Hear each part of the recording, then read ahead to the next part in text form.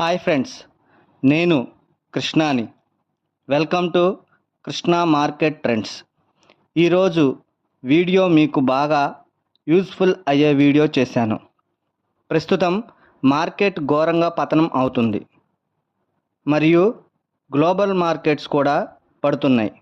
ఇలాంటి సమయంలో ఏం చేయాలో తెలియని పొజిషన్స్ ఉంటే సెల్ చేయాలి అని మనం కొన్న ప్రైస్ కంటే తక్కువ ధరలో అమ్ముతున్నాం.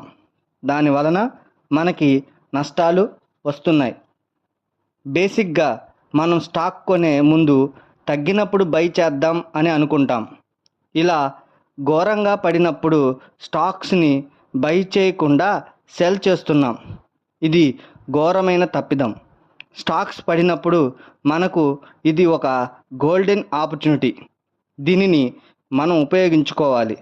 మార్కెట్స్ పడుతున్నాయి అని మనం భయపడకుండా బై అండ్ డిప్స్లో కొనాలి.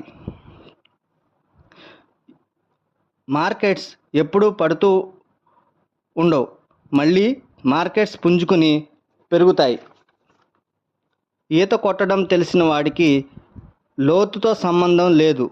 అలాగే మార్కెట్స్ గురించి తెలిసిన వాడు మార్కెట్స్ పడుతున్నాయని బాధపడకుండా ధైర్యంగా బై అండ్ డిప్స్లో ముందుకు వెళ్ళాలి.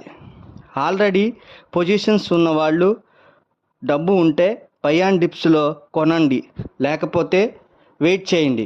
అంతేగాని లాస్లో నష్టానికి స్టాక్స్ని సెల్ చేయొద్దు. అలాగే నిఫ్టీ 50 పాయింట్లు పెరుగుతూ 500 పాయింట్లు పెరుగుతూ మళ్ళీ 500 పాయింట్లు తగ్గుతూ ఉంటుంది. అంటే పైకి కిందకి నిఫ్టీ అనేది జరుగుతూ ఉంది. అలాంటి సమయంలో F&Oలో అయితే బాగా డబ్బులు వస్తాయని చెప్పి F&Oలో మీరు అమౌంట్ని పెట్టద్దు. ఒకసారి మీకు ప్రాఫిట్ కనిపిస్తుంది, కానీ అది తర్వాత మీకు ఎటువంటి లాభాలను ఇవ్వకపోగా మిమ్మల్ని లాస్లోకి నెట్టేసి మిమ్మల్ని టెన్షన్లోకి గురి చేస్తుంది. దానికి ఒక నిబద్ధమైనటువంటి పద్ధతులు అనేవి ఏమీ లేవు. కావున స్టాక్స్ అయితే మీరు బై అండ్ డిప్స్లో అట్టి పెట్టుకుని మళ్ళీ బై చేసుకుని మార్కెట్ పెరిగినప్పుడల్లా మళ్ళీ లాభాలు తీసుకుని సెల్ చేసుకుంటూ ఉండొచ్చు. Thank you.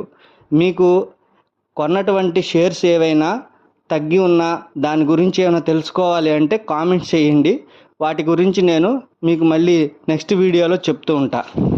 Thank you very much.